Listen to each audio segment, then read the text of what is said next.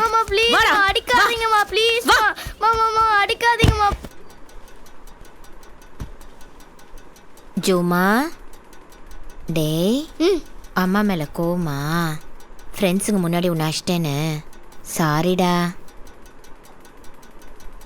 ஏய் ஃபுட்பால்லாம் நமக்கு வானண்டா செல்லம்.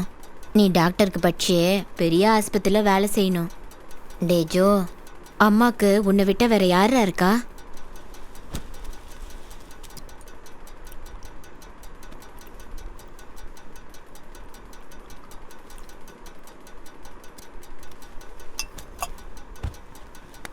இனிமேலே ஃபுட்பால் விளையாட போக மாட்டேன், அழுவாத.